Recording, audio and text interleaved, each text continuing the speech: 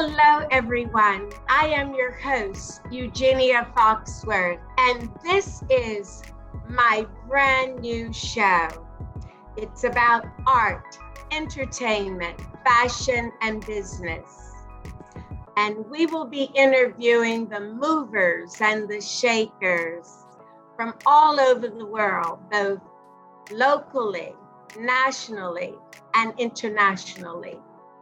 And we will allow them to talk about their stories. Our guest today is Mr. Antonio Fargas, the legendary Mr. Antonio Fargas. But at this moment, we have to go to a break. So please stay tuned and come back to the Foxworth Theory. There's a new podcast series coming to the Harlem America Digital Network and the Voice America Variety Channel. Yes, join host Eugenia Foxworth every Wednesday starting September 22nd at 2 p.m. Eastern for the Foxworth Theory podcast. She'll be interviewing the pioneers within art, dance, fashion, music, as well as those in business. The Foxworth Theory has a purpose, and that is to help inspire, motivate, and encourage our youth to pursue their aspirations and not let anything hold them back whatsoever. This journey of excellence and conversation begins on the Foxworth Theory, Wednesday, September 22nd at 2 p.m. Eastern on the Harlem America Digital Network and the Voice America Variety Channel.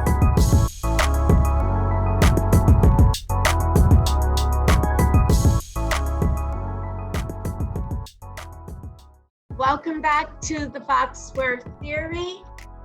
I am your host, Eugenia Foxworth, and our guest today is the legendary Antonio Fargas. Mr. Fargas, let's begin our journey together today. First, Mr. Fargas has been appearing on stage and screen for nearly 60 years. His film debut was in Shirley Clarke's The Cool World, which was done in 1963. From blaxploitation films to Shaft, to Huggy Bear, and Starsky and Hutch, and so forth, etc. I cannot continue. Please welcome my guest, as I said before, the legendary Antonio Fargas. Welcome. Thank you, Eugenia. Thank you for the warm welcome, and thank you for allowing me to be one of your first guests on your show.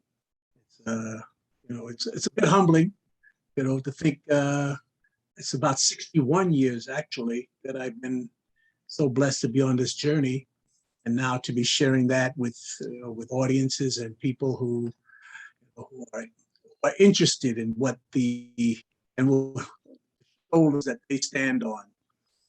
Because I know that I'm standing on shoulders that came before me. It's just it's an honor to be here with you and to a little bit about my journey. Thank you. But before we begin, we have to take a short break. And when we come back, we will definitely find out more about you. And if I'm stumbling, it's because I'm so nervous. No worries. We'll be right back to the Foxworth Theory. Thank you.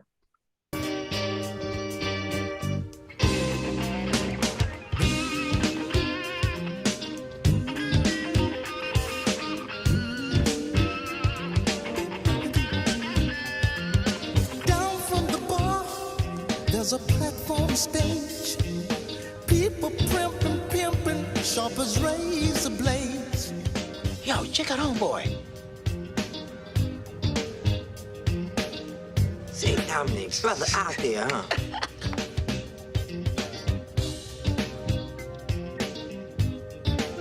Look at the fish in his shoes. Girl, he must be a rock star.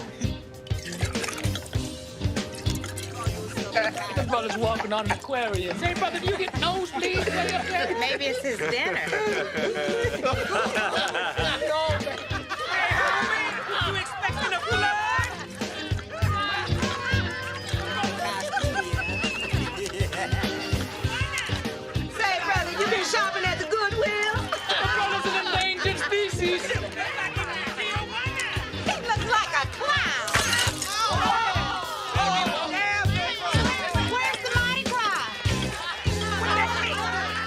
There's a new podcast series coming to the Harlem America Digital Network and the Voice America Variety Channel.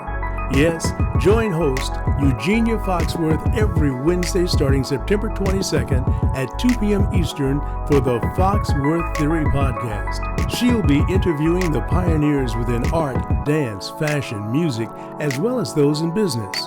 The Foxworth Theory has a purpose, and that is to help inspire, motivate, and encourage our youth to pursue their aspirations and not let anything hold them back whatsoever.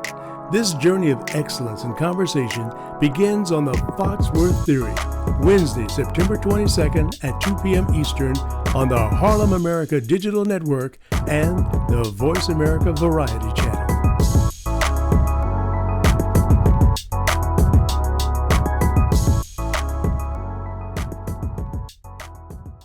Welcome back. If you're joining us now, you're tuned into the Foxworth Theory.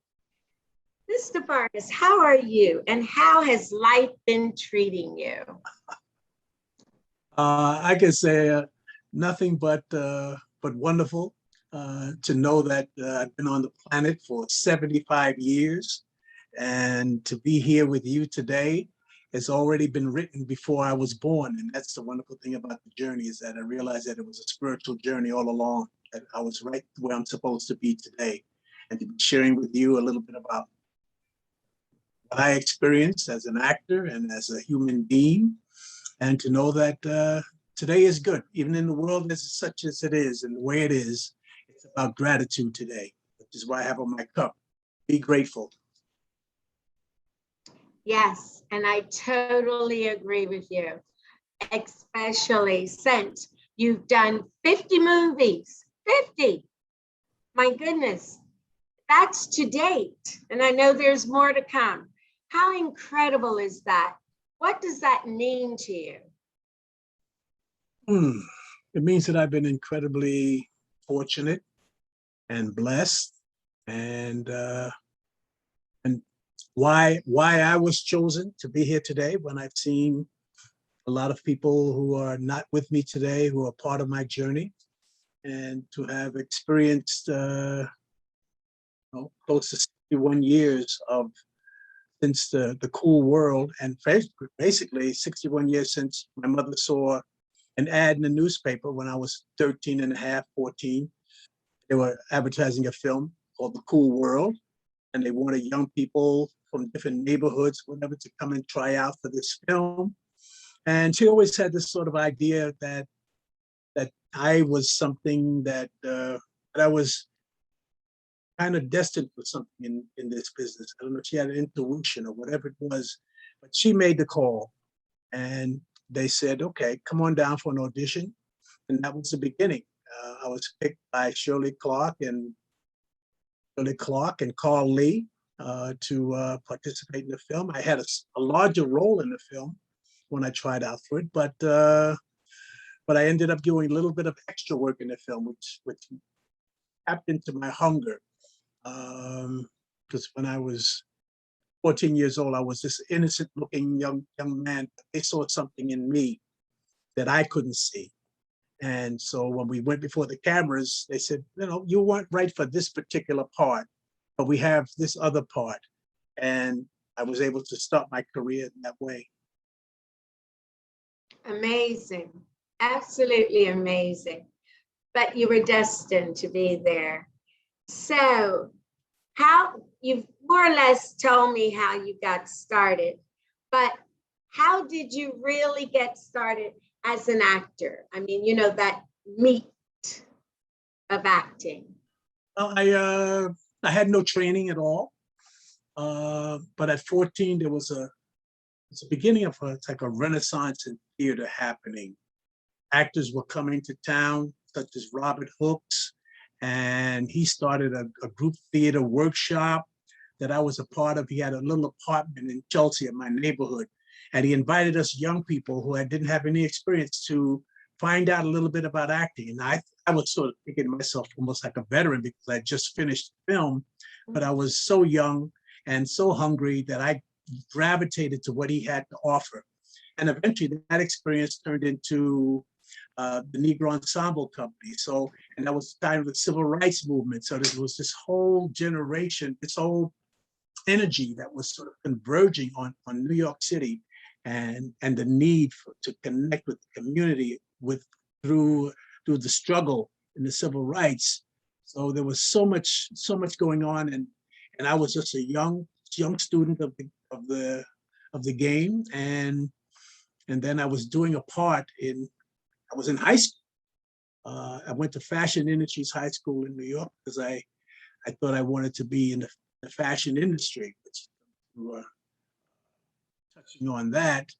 But before I graduated, I was doing a role in a play by Miri Baraka. It's called Leroy Jones back then. And it was a play called The Toilet. And they were casting a play to go to Europe, Amen Corner by James Baldwin. And everybody went down and tried out for the role of David, the young son in the play.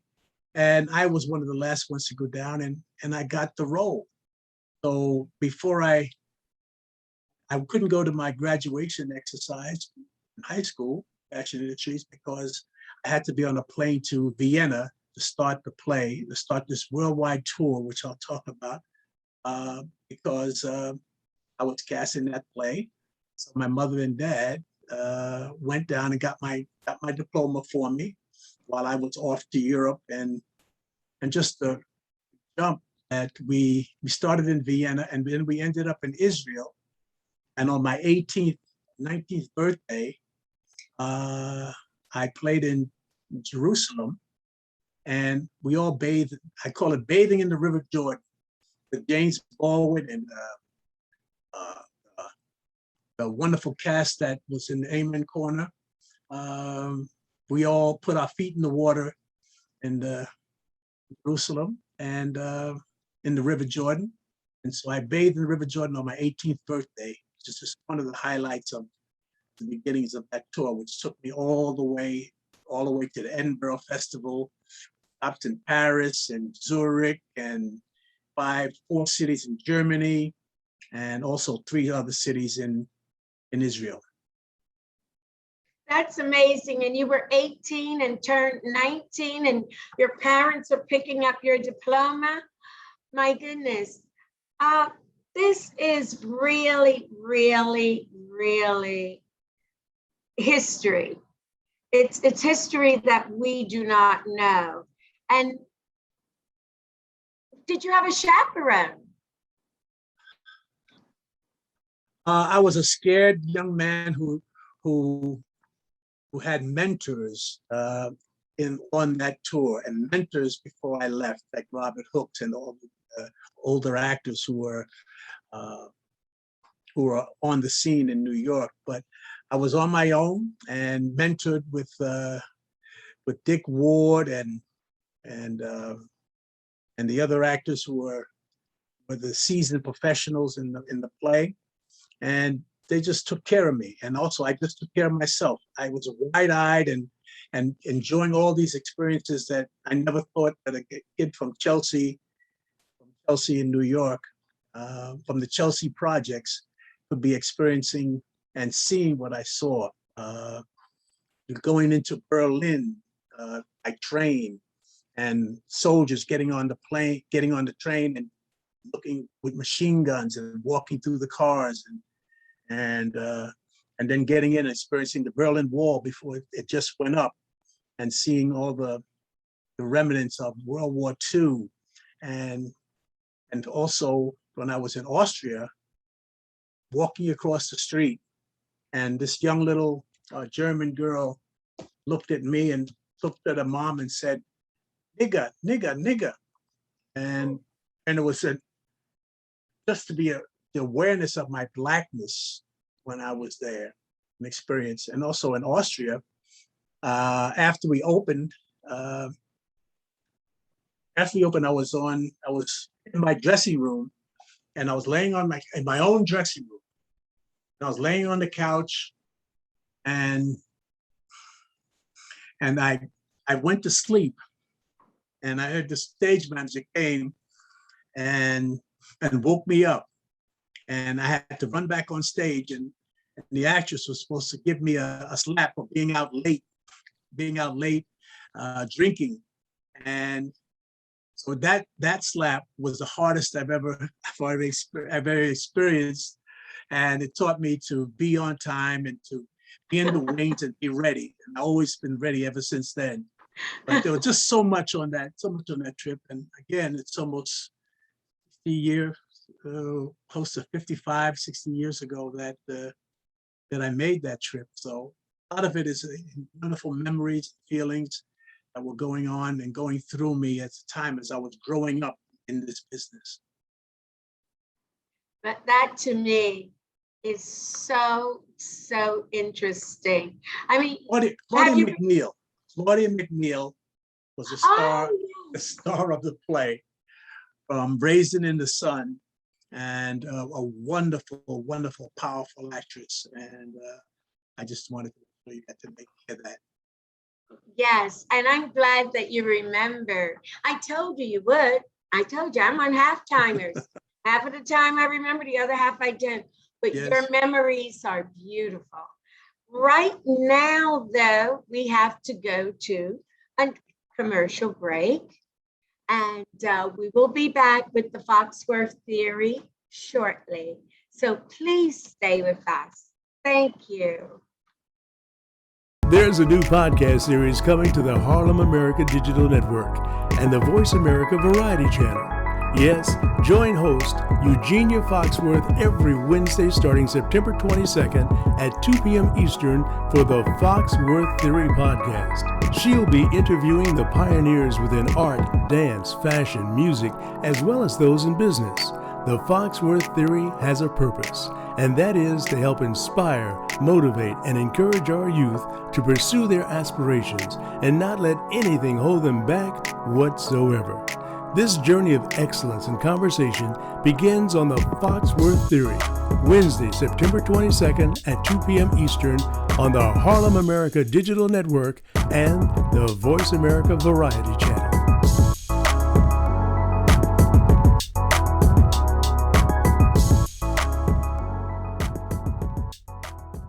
If you're just joining us, you are going to be overwhelmed and get quite a history.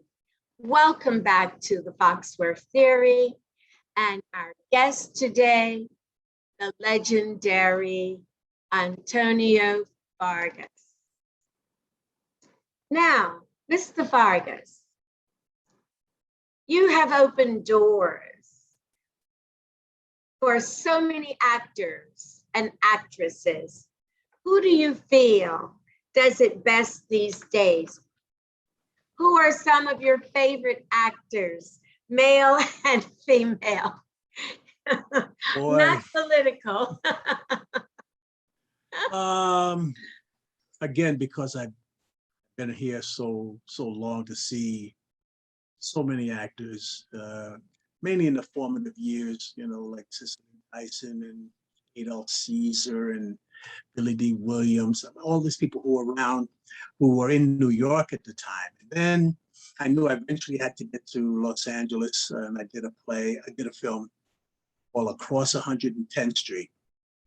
And the director of that film directed the pilot for Starsky, but that's jumping ahead. So many, today, going back to Boseman, Chadwick Boseman, and Denzel and Samuel L.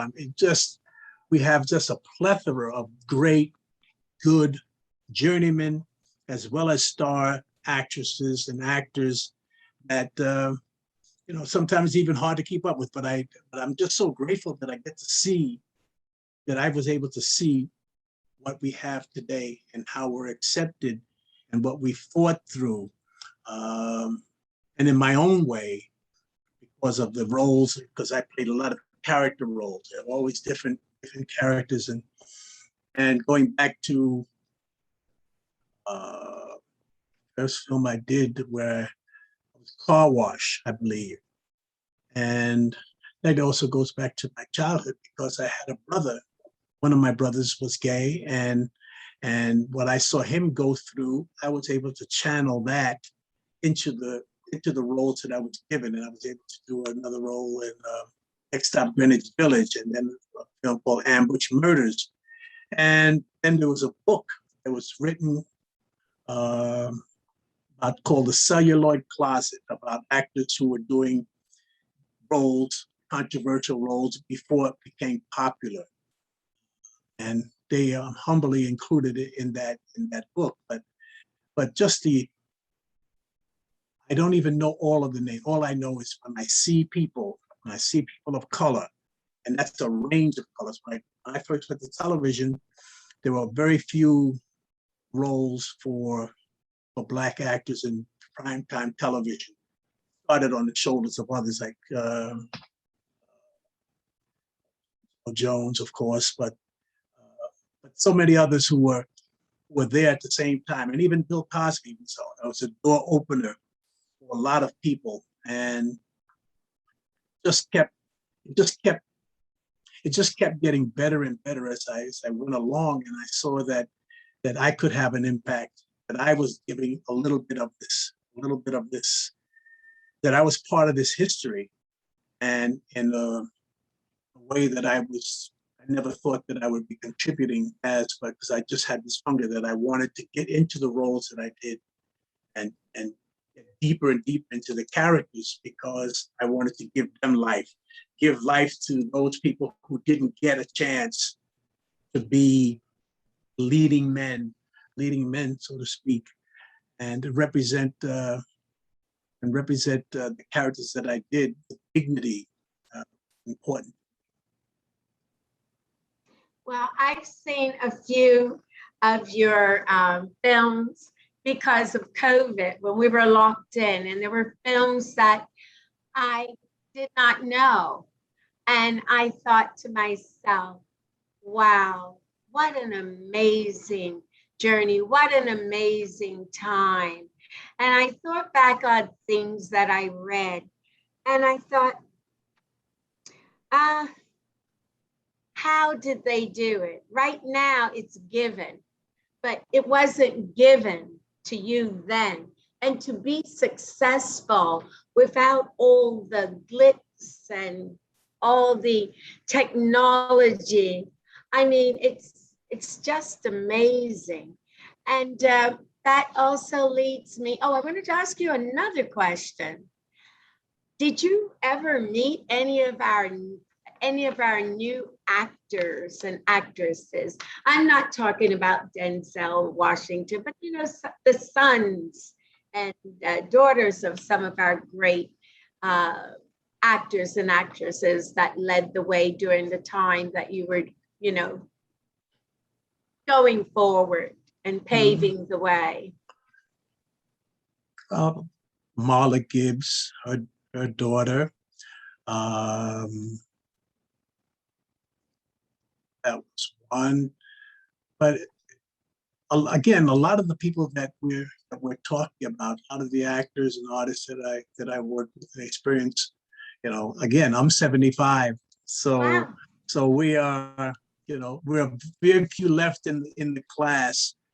So to see when I see a young person or whose father or mother has been in the business or is related to someone in the business, just gives me a lot of hope, because it is on the shoulders of the young. We're passing this on to them, and I hope what we pass on to them gives them the strength to do the same thing. I'd say if I'm helping someone, and I also ask them, who are they helping? And so it's important to keep passing that baton, the baton of hope. And like you, when I was locked down in COVID, I watched a lot of YouTube. I would get lost on YouTube with the music and all the films and the scenes that I could just watch and to say, wow, craft, singers, especially. I mean, all the artists, it's right there because this technology can give it to you. And so I get fulfilled just by letting go. Not only watch just my stuff. watch and I said, I never used to watch my own stuff. I just wanted to get it out there and leave it alone. Well, I guess I'm so I'm not critical, but technical. I always try to redo something. You can't redo something like that. Once it's out there, it's forever. So this is good to be a part of forever through memory. Forever is a hell of a long time. And I wanted to ask you another question. What was your most favorite role and why? Oh, you know, I look at the roles that I played as if they were my children, and it's hard to put one above the other. So I really don't have a favorite. There were some very favorite moments in all the things I did. Sometimes the smallest role gave me the most pleasure because it was about the moments.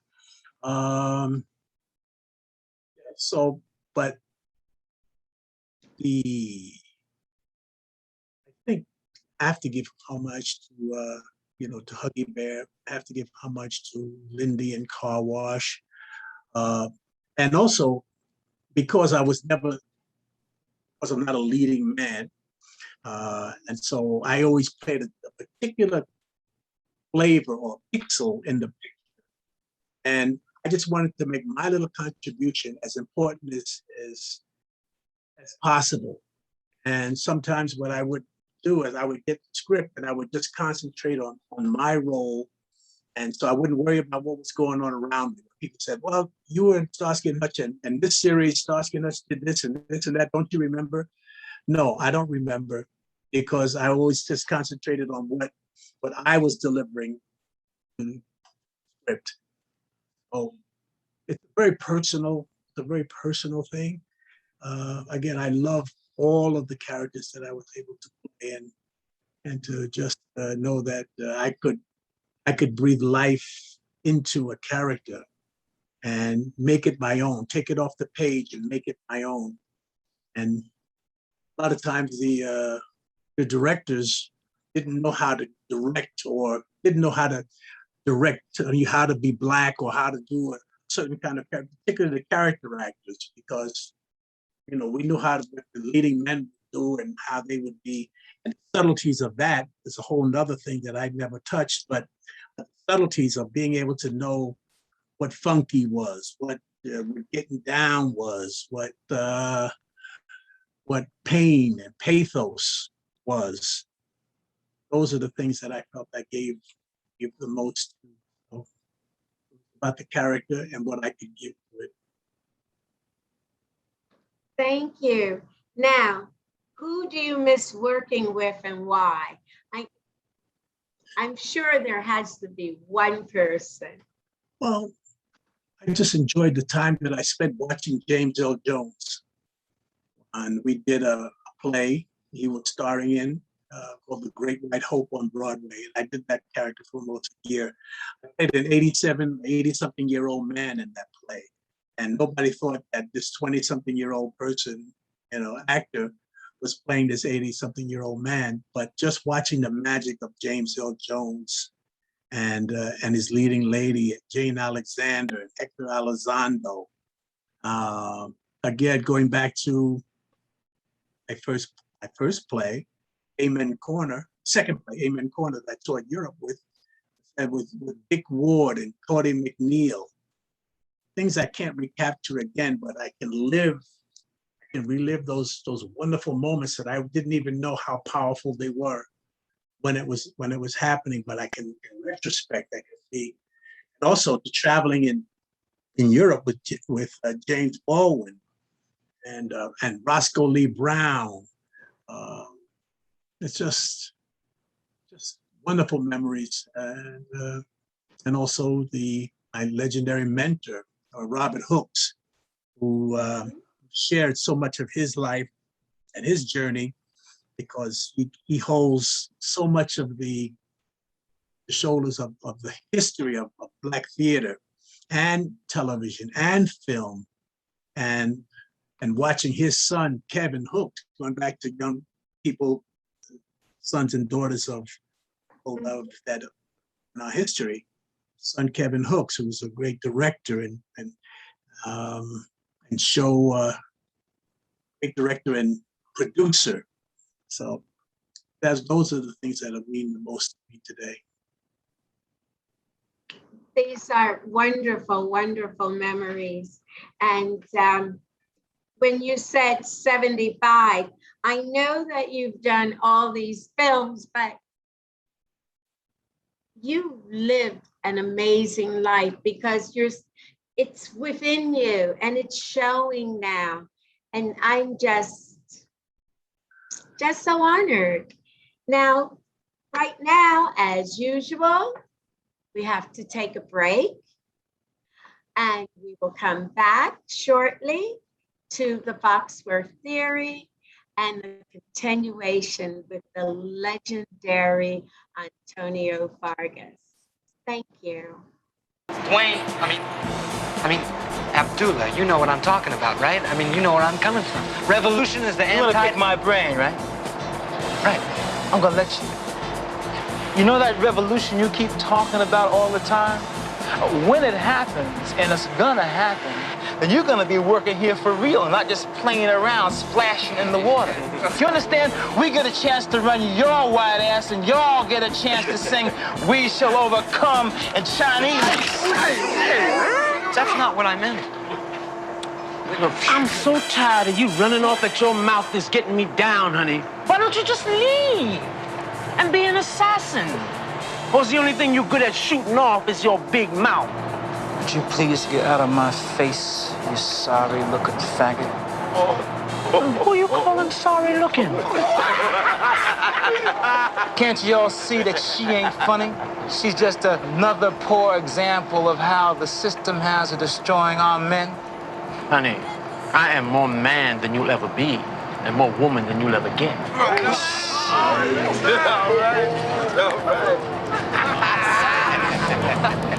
Welcome back to the Foxworth theory and our legendary Antonio Fargas.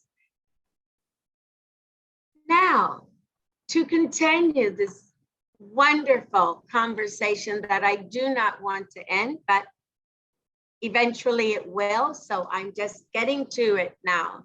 There's so much that it's just holding me. What were some of the favorite roles from when and you were at your peak, during the period you were at your peak? And please say the date, because that's something that I'm sure our audience would like to know. Well, you told your age, so you can. But numbers, I think I can remember how old I am, but I know exactly. You said it. What date I did a project.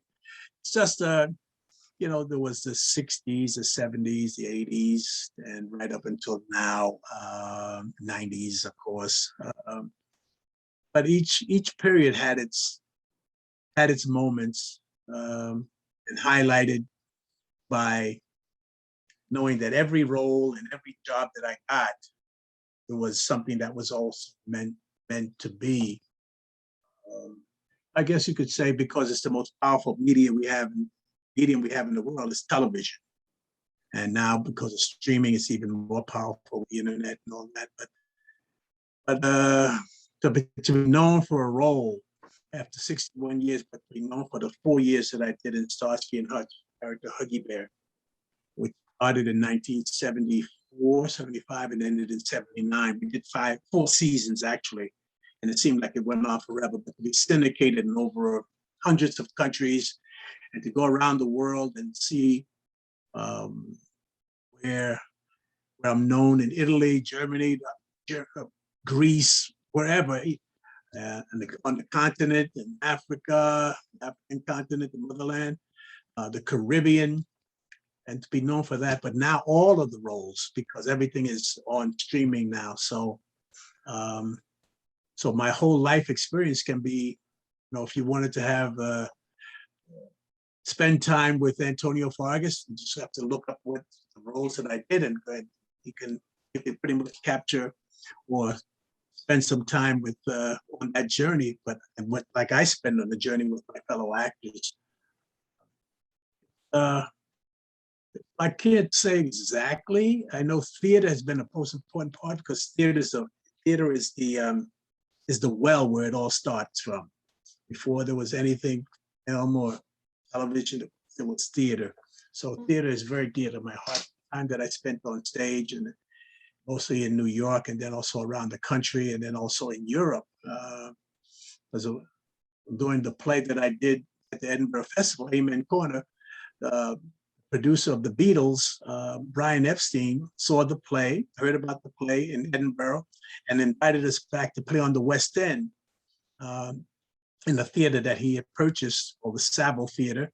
So at 19, I was playing on the West End in London. That was the time when the Beatles came out with their movie Help. So that was a precious time.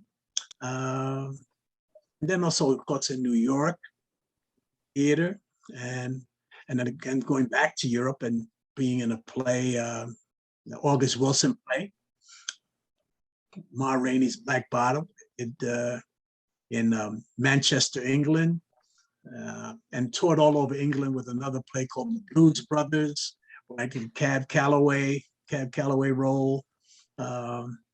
Just so many precious memories of this journey that wish we had more time. We could even share more, but the time that I'm spending with you and just in going through this, and I just want to thank you, number one, for having the courage and the foresight to join the podcast world, and to be with you. It's an inaugural show is creating another precious memory, and I thank you so much for all you've given. And now I thank you because this is a gift to me from you. But you, but we all love Starsky and Hutch. I mean, I'm sure everybody called you Huggy Bear, but how did you get that role? Let's see. Again, I heard about a film that we're casting in New York, and in New York, we were such a tight family of actors that if you went up for a role and you had friends you knew about, if you didn't get the role, and you hoped that your friend would get it. And so I met with some friends and we went down for a film about called Across 110th Street. And the director of that film, his name was Barry Shear. It was with Anthony Quinn, Yaphet Kotto, and wonderful actors, and my friend Ed Bernard, and wonderful actors. So I did that film, and then I knew I had to get to LA, because if I wanted to continue in film, that I would have to, move to Los Angeles. So I got a role in a play at first, Dream on Monkey Mountain, and I came out and did that play, and then I also did a film called Cleopatra Jones.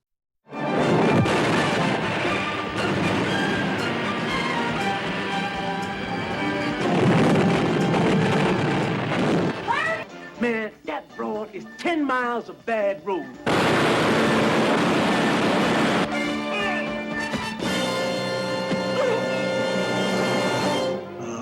Town of Rhodopsin, and then I came back to New York, and then I heard about I went to LA, stayed, and I was hungry and looking for a phone call or something from my agent, and my manager called me and said that Barry Shear had recommended me for a role in a new pilot called Starsky and Hutch. And he also recommended Dick Ward, who was in Amen Corner with me, but also was in Across 110th Street with me. And so I got the role of Huggy Bear because Barry Shear recommended me to Spelling and Goldberg. He also recommended my fellow actor, Dick Ward, who played the boss in the Black Boss of Harlem in the Across 110th Street. So we both got the pilot. So the rest is history, but things have changed though. Dick Ward was replaced by another actor, and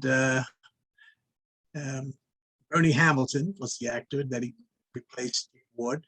And so we enjoyed 4 years, but it was because of relationship, because of someone recommended me that I got the role of Huggy Bear, and you know, it stuck with me, and it still sticks with me today. You know, because I guess I haven't changed too much in my time. So I'm also always recognized by that role, and I embrace that. You know, so I don't want to be identified with with something that a character for so long, but I embrace it.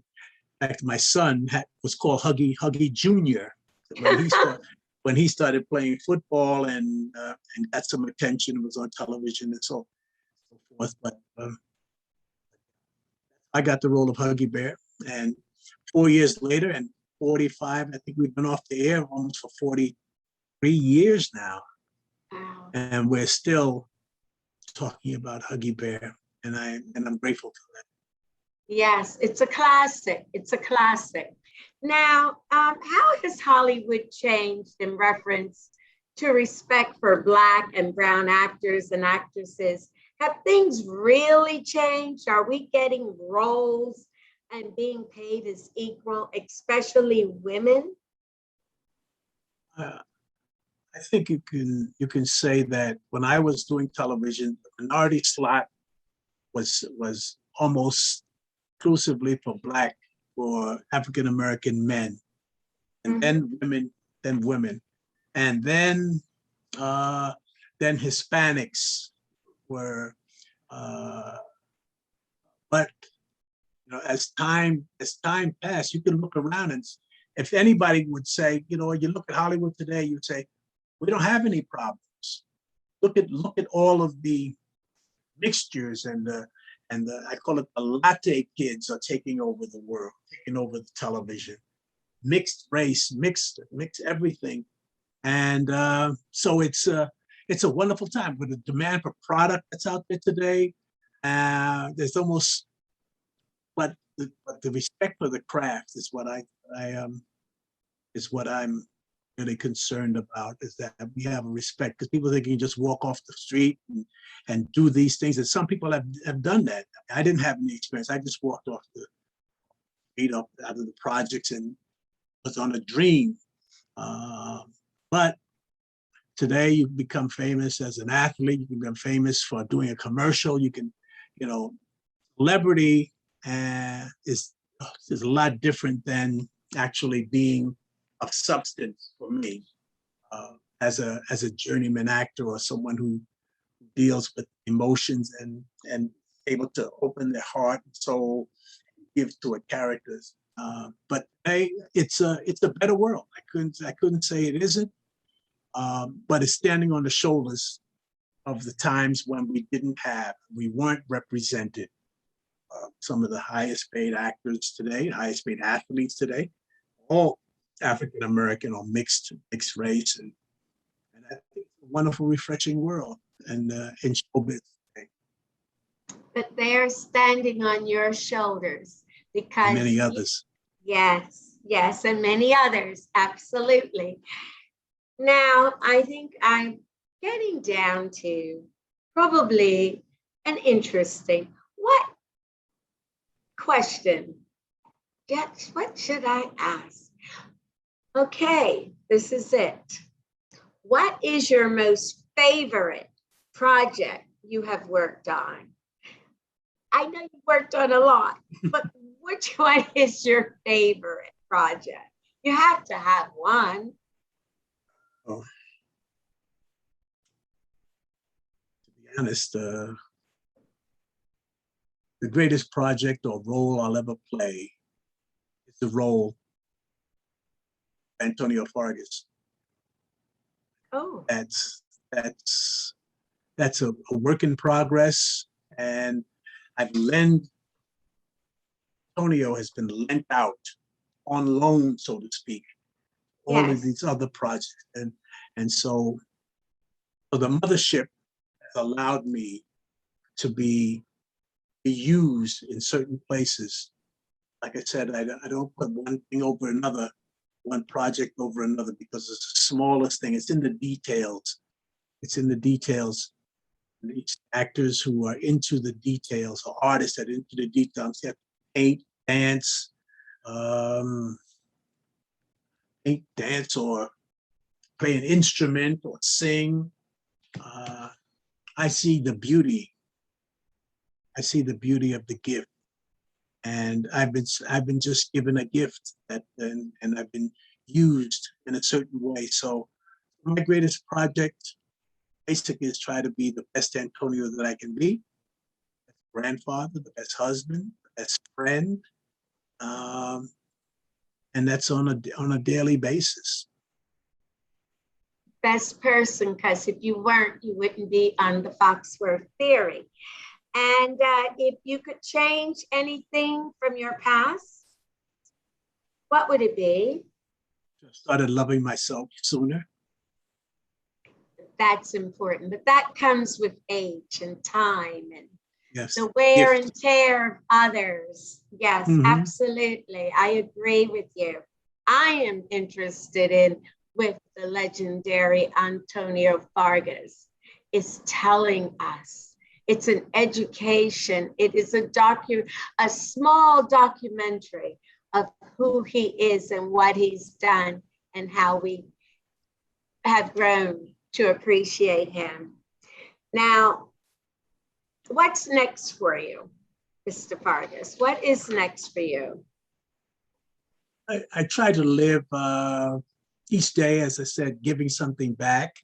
That whole cliche about giving back.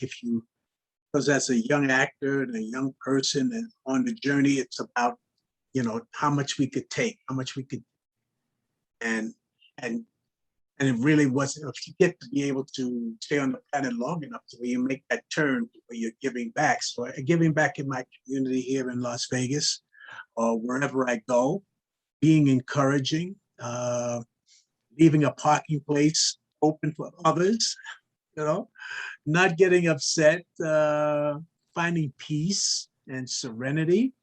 I don't worry about what the next job is. I think, it's a young people's world, and I'm just trying to leave it as a little bit better than when I arrived, and be a part of that, be a part of the success of being us, or being supportive of the young people. So I did a film last year under COVID restrictions, in a film in St. Kitts in the Caribbean. I think that's going to be released soon. And the year before that, I did another film in England. So that's the last major projects that I've done. And again, I just know that the sun comes up tomorrow, and I'll always have some opportunity to be the best I can be and lend myself to, hopefully, to another project, if that's what it calls for. Well, I think it's been a marvelous visit. I don't even call it a podcast. This was a visit. And the only thing missing is the food around the table and our sitting down. So, So what I would like to ask you is this. I know you said the next films that you would be doing that should be released in December, but how can we follow you?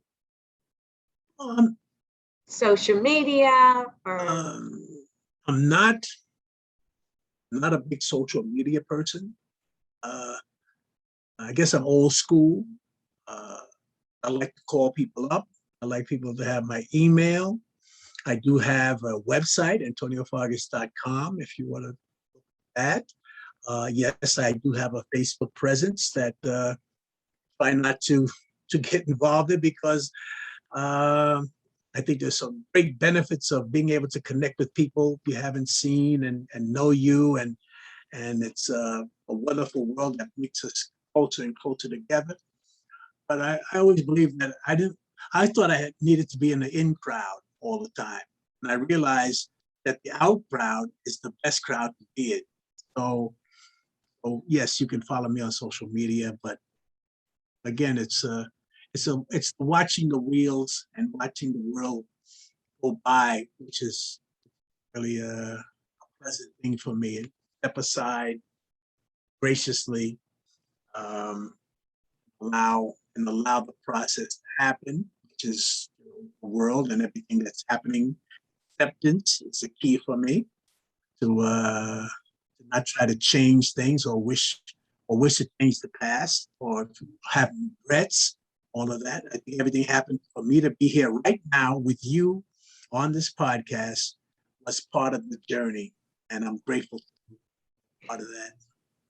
I am so grateful to you. I'm so appreciative. That's why I had to stumble through in the beginning because of the excitement. But thank you so much. I want to thank you for joining us. And I know that our audience is thankful. And I am thankful to the audience, to you, to my team. I'm also thankful to the Harlem America Digital Network and Voice America Variety Channel for allowing me to have this opportunity to speak to you. The Foxworth Theory is on every Wednesday at 2 p.m. Eastern Standard Time. Thank you, everyone. Travel safely, be safe, be careful, and I hope to see you again. And thank you. Thank you. Thank you for listening and viewing the Foxworth Theory. There's a new podcast series coming to the Harlem America Digital Network and the Voice America Variety Channel. Yes, join host Eugenia Foxworth every Wednesday starting September 22nd at 2 p.m. Eastern for the Foxworth Theory podcast. She'll be interviewing the pioneers within art, dance, fashion, music, as well as those in business.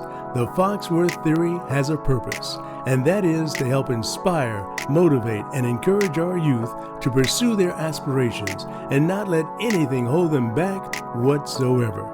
This journey of excellence and conversation begins on the Foxworth Theory, Wednesday, September 22nd at 2 p.m. Eastern on the Harlem America Digital Network and the Voice America Variety Channel.